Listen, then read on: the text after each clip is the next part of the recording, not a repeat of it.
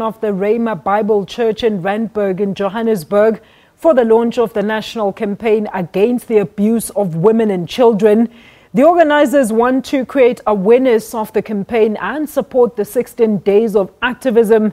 And as the patron of the Moral Regeneration Movement, Ramaphosa was invited by the National Religious Leaders Council. Ramaphosa says violence against women and children has become an epidemic in the country. We do apologise for the bad sound in the following visuals. Allow me to commend the Rhema Bible Church for taking up the struggle to end violence against women and children. By the church taking up this stand and this display that we just saw, the church is essentially directing itself to one of the most devastating social crises of our young democracy. Violence against women and children has become an epidemic in our land.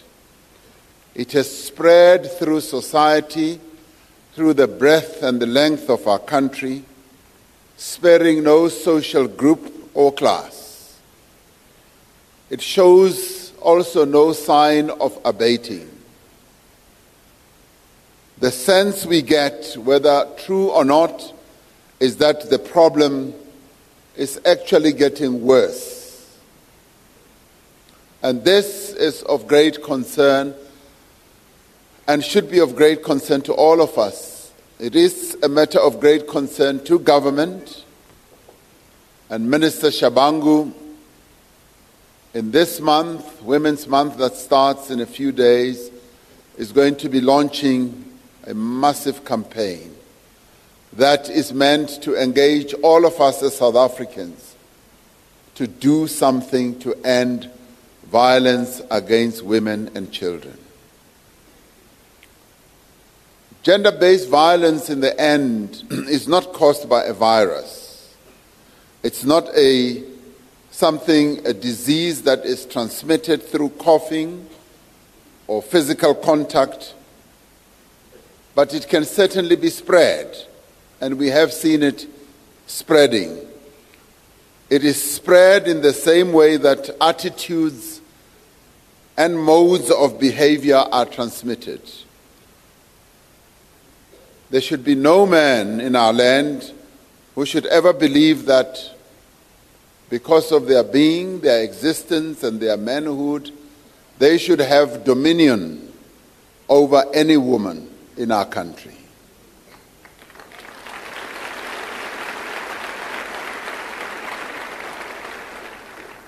Instead, this view, as we have seen, has been handed down generation after generation. And it is an attitude that we need to curb. It is amplified through social custom, culture, as well as popular media. It is amplified in the social and economic arrangements of society, where men occupy most positions of authority and responsibility, where men earn much more money than women, doing exactly the same jobs, where men receive greater social recognition. This arrangement, which we know as patriarchy, is not natural. It is constructed by people, and it can be taken apart and deconstructed by people indeed. Therefore, if we are to end violence against women and children, we need to confront this concept of patriarchy in all its forms, in all its manifestations, and wherever and whenever it happens.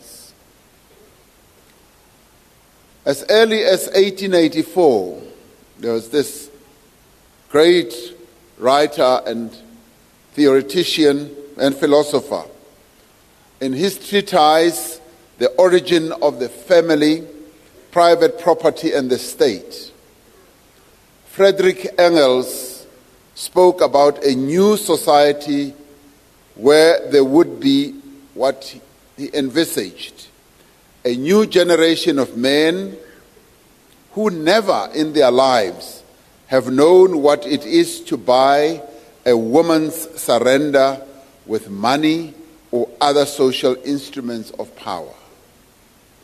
A generation of women who have never known what it is to give themselves to a man from any other considerations than real love, or to refuse to give themselves to their lover from fear of economic consequences.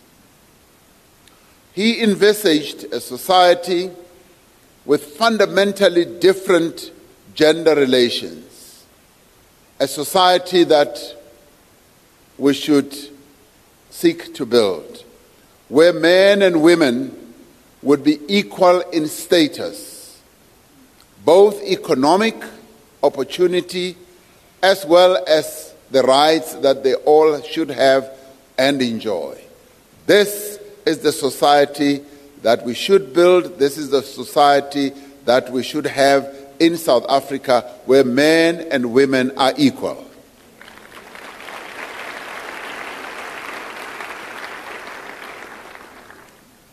This is the type of society that has resonance with the African Union's Agenda 63, that sees the women of our continent fully empowered in all spheres, including social, economic, political, and in other ways. Agenda 63 is about the continent that we envisage, the continent that we seek to build, where the women of Africa walk tall, the women of Africa feel completely empowered and supported by the men of this continent.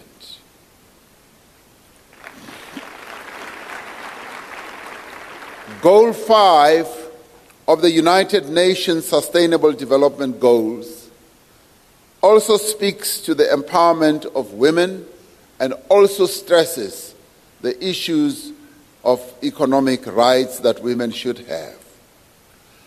If we are, as a nation, to end violence against women and children, we not only need to change society, we also need to change ourselves. As men, though we may live in a patriarchal society, there is nothing that compels us to hurt women. As adults, there is nothing that compels us to harm the children, the beautiful children of our land.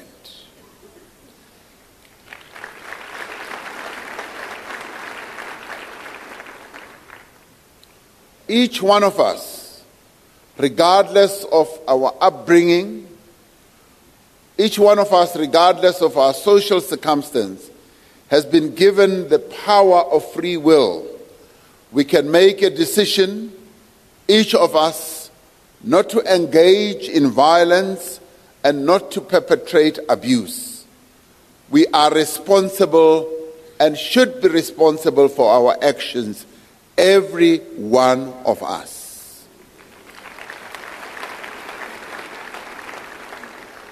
And we have the power to choose not to commit acts that can be hurtful or that can hurt other people. We have the power to respect and to protect those who are vulnerable in our society.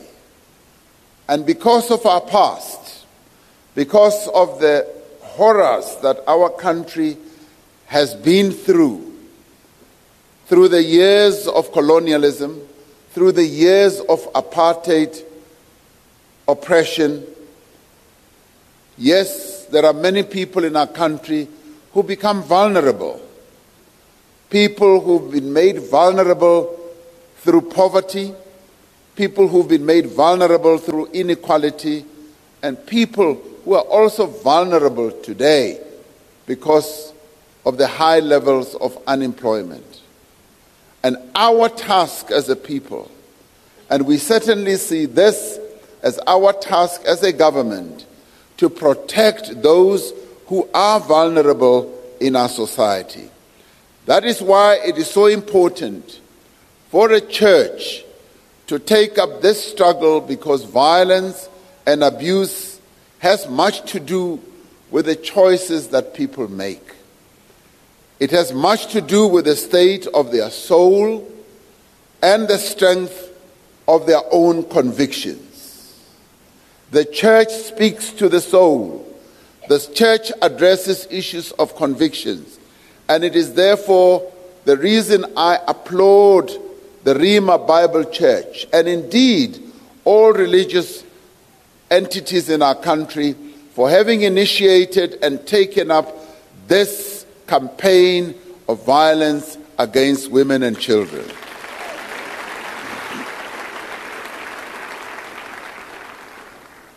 And at times of trial and tribulation, at times when our nation is tested, and at times when we're facing real difficult moments, it is when we turn to the church to guide society on the path of righteousness.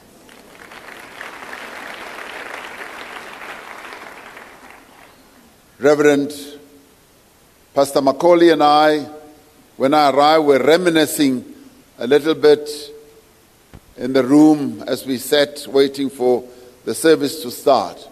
And we recalled the work that we did in the 1980s, when violence was raging through the length and the breadth of our country, particularly here in Gauteng and KZN. And that is when the church, the church leaders and the church was called upon to help the nation address this issue. But the church did not only come forward to address this issue, the church came forward to heal the nation, to heal the wounds.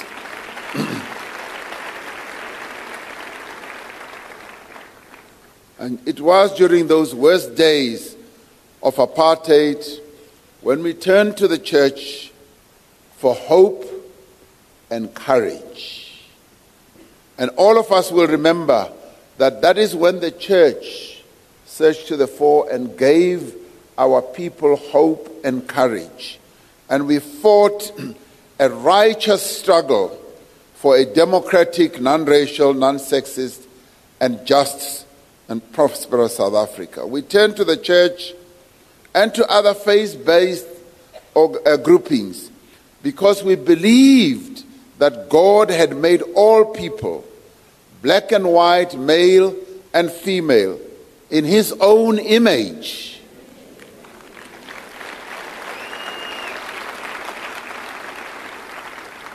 We read from the same Bible, we sang the same hymns, albeit in different languages. We turned to the church for solace and for refuge. We learned that the barriers that had been erected between our peoples, barriers that separated us, were not God's will, but the fiendish creation of man. We learned also that God's love is not bound by race or gender or class.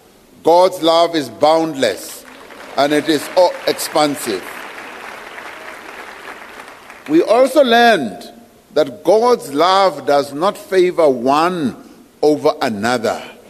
God loves us all equally. And so we have come here today to seek refuge, to find solace, to draw strength, and to learn what God teaches about the way we should treat each other and how we should behave towards each other, particularly as men and women. We do so because gender-based violence cannot be ended merely through crime-fighting strategies. By its nature, much of gender-based violence happens in hidden corners, in hidden areas.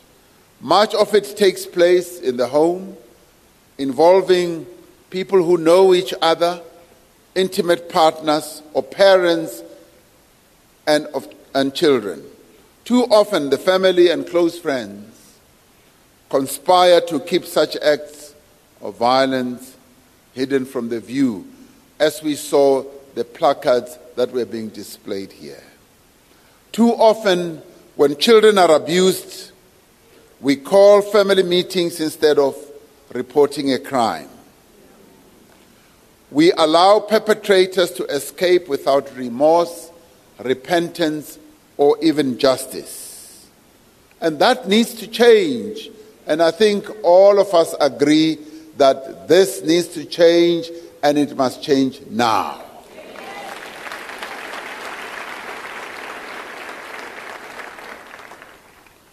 An act of violence against a woman or a child is not an unfortunate incident of the sort that affects any family from time to time. It is a deliberate and brutal act of aggression and is a violation of the rights of the person against whom it is being perpetrated. It should not be hidden away. The perpetrator should be held to account, as the young people who were standing here were demonstrating. The survivor should be protected, should be supported, and should also be empowered. It is to the great credit of the Rhema Bible Church that you are speaking out on this issue. And it is also to the great credit of the various other religious leaders that we saw when the campaign was being launched, that they are speaking out and taking up this campaign as a most serious one. It helps to bring this into the open and embolden those who are survivors and embolden those who want to participate in the campaign to bring an end to violence against women and children. It should also help to conscientize all of us, but particularly those who might otherwise have allowed themselves to become also perpetrators of this crime. More than that, the church also has an important role in ministering to men and assisting those who need to overcome patriarchal attitudes and violent tendencies. The church does need to take this up as a serious campaign, because the church is the best when it comes to counseling. It is at the church that people come for help and for counseling. And this is where the church is well placed. Pastor Macaulay, this is your expertise.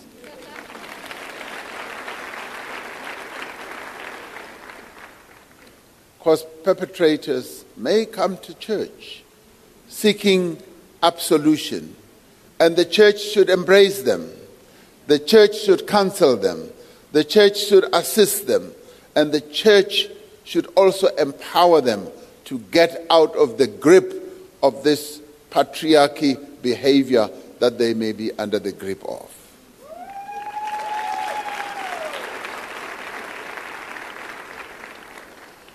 But the church is also good at providing counsel on how one should seek forgiveness, but also expects that it requires that people take responsibility for their actions and that they truly repent.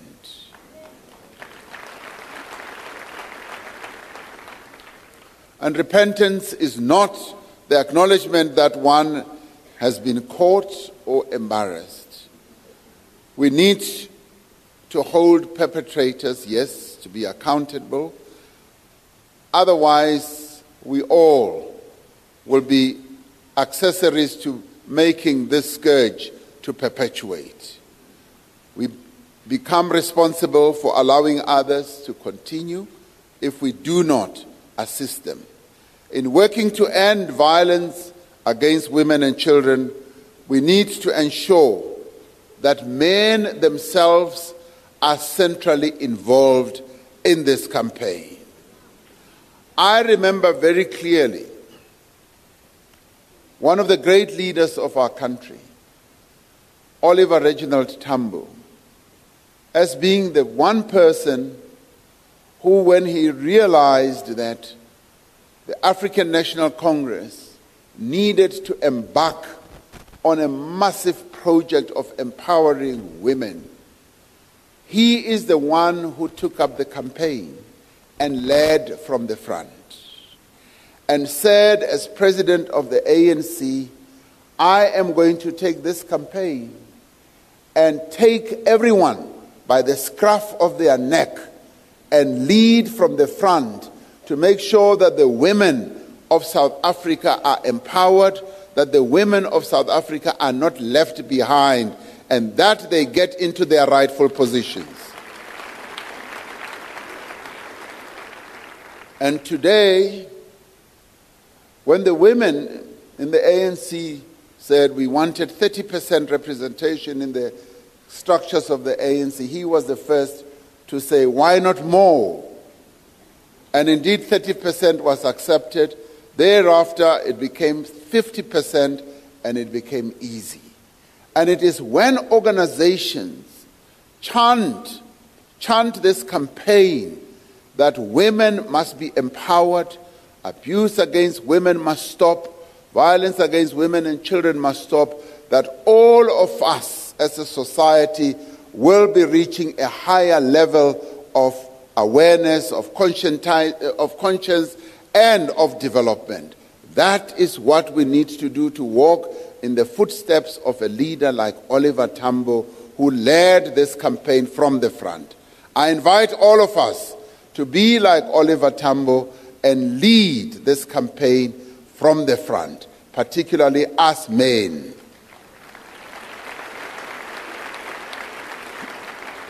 So therefore, men need to organize themselves in a sustained campaign to make sure that the women of our country are empowered, to make sure that there's no violence against women and children.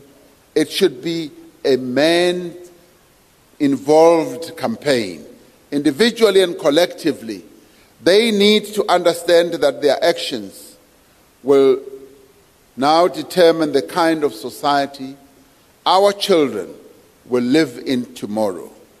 Because through our actions as men, we are planting the seeds of the type of society that we want South Africa to be. We should combat also the objectification of women. We should reject the idea of women as possessions of men and resist this notion of men as being the dispensers of all that is good for women.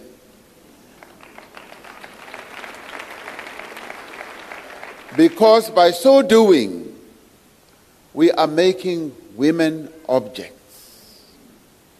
By so doing, we are making them objects that can be dispensed with at any time and in any manner.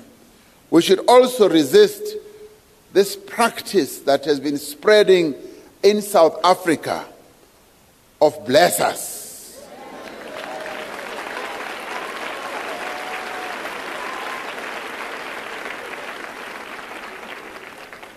Of blessers who prostitute young women.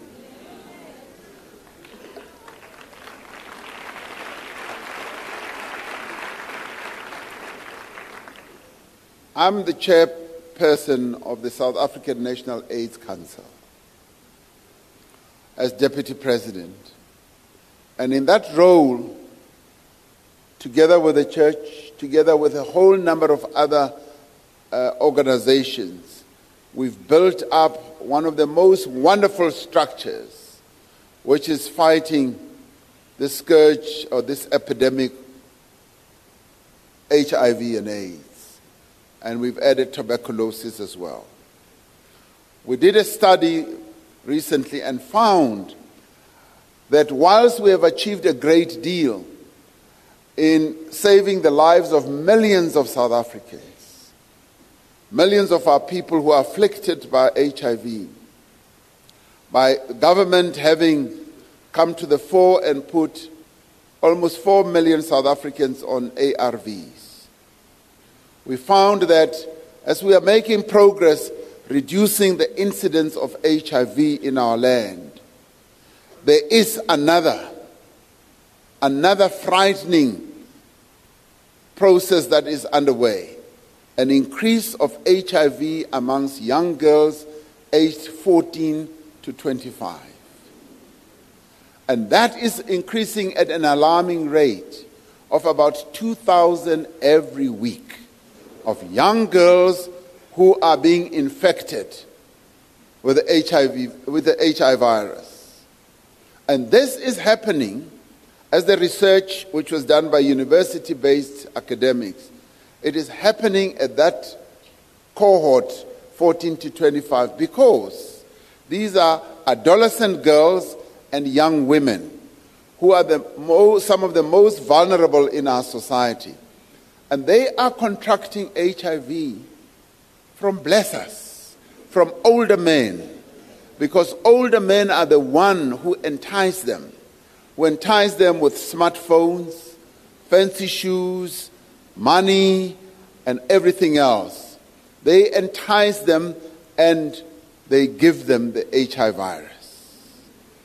Now, we found that the young men are not really contracting HIV at that level.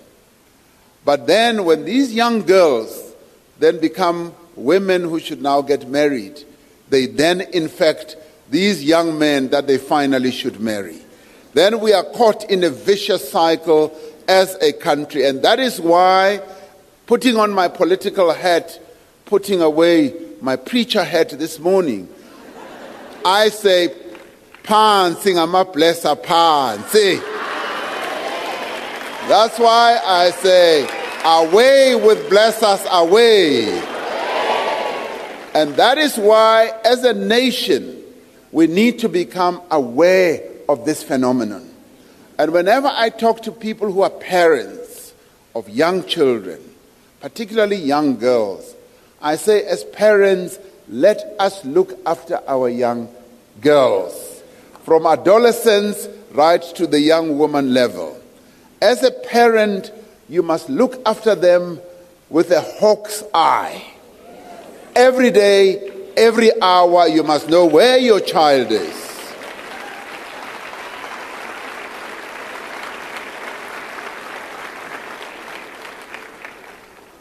And the reason I'm saying this was reinforced for me when one of the ladies who works for us said at home, my sister's daughter no longer listens to me.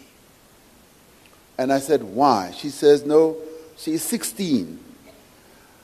The other day when I had gone for a vigil in another family that had experienced a death, she didn't sleep at home.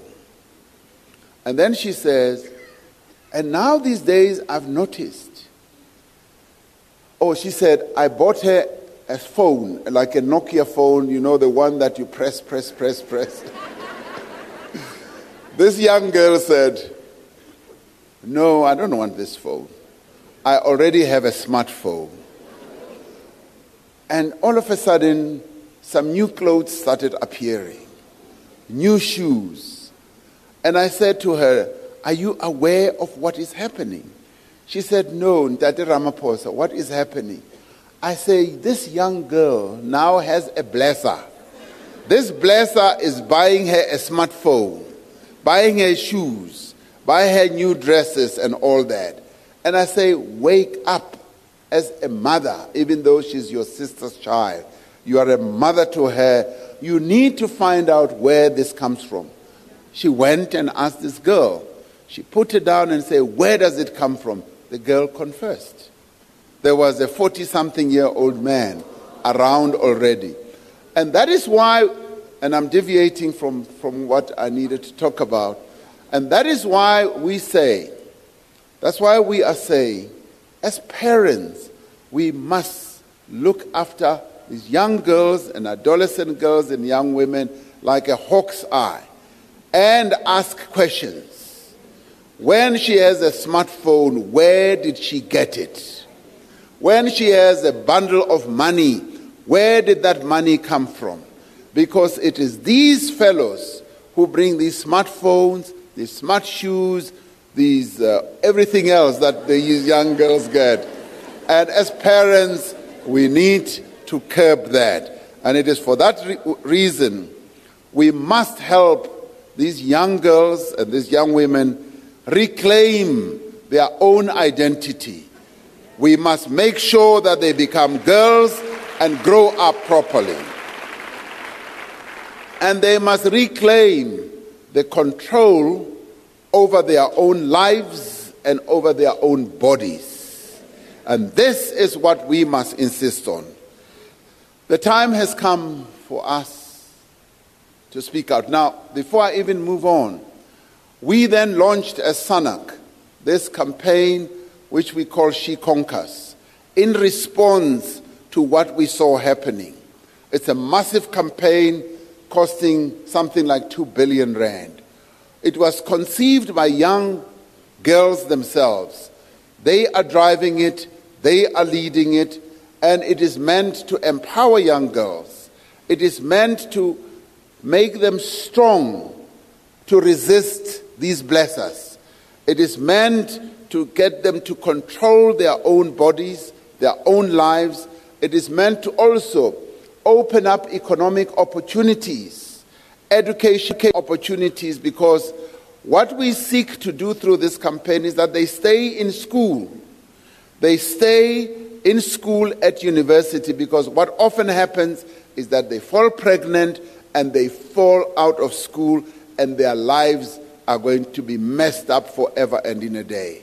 So this campaign, which is called She Conquers, well named, because we want our young girls, our adolescent girls, to conquer and to win so that they can play their rightful role in the life of our country as we move on. This is now the time for us to speak out about all these matters.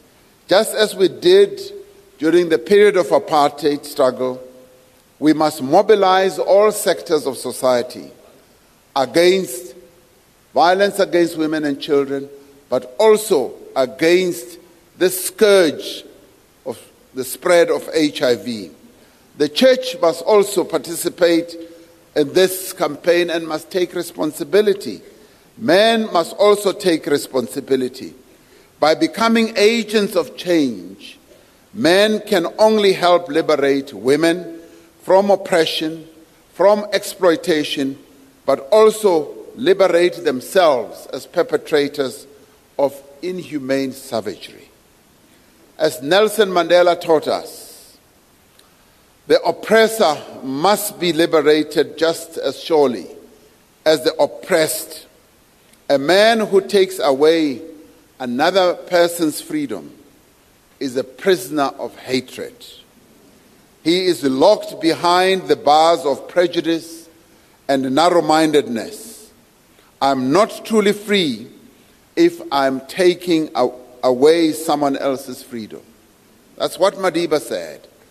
Just as surely as I am not free when my freedom is taken away from me.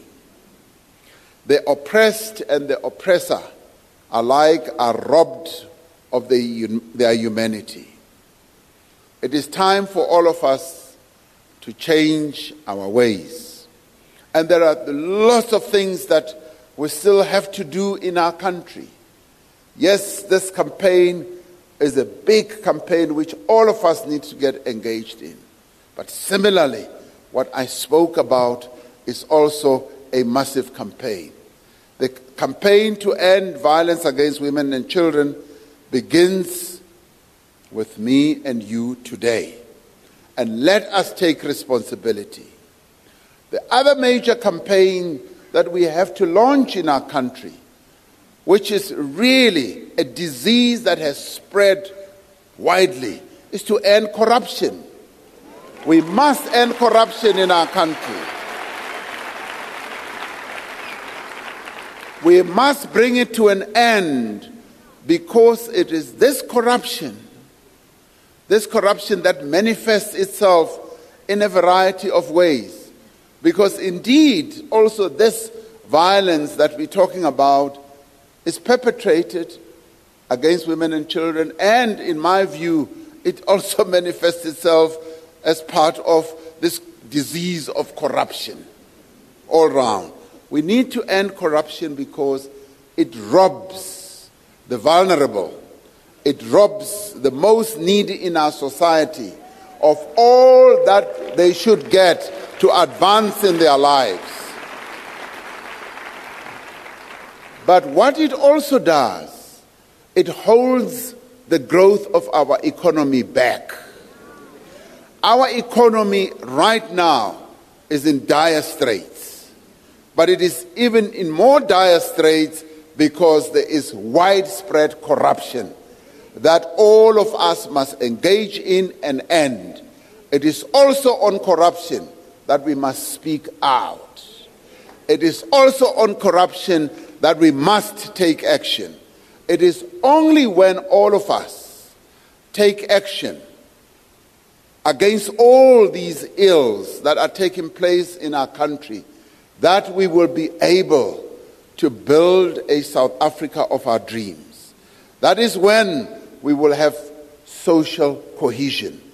That is when we now bind ourselves as a nation that is proud of being called true South Africans. Let us all rise and do what is right to build the South Africa of our dreams that we can then bequeath to our children. Thank you very much. That was Deputy President Cyril Ramaphosa speaking in his own capacity as a patron of the Moral Regeneration Movement out at the Rhema Bible Church, talking about some of the steps and stances that, of course, they as an organization have taken to kickstart the start of the 16 days of activism against the abuse of women and children. Let's have a look now at other news.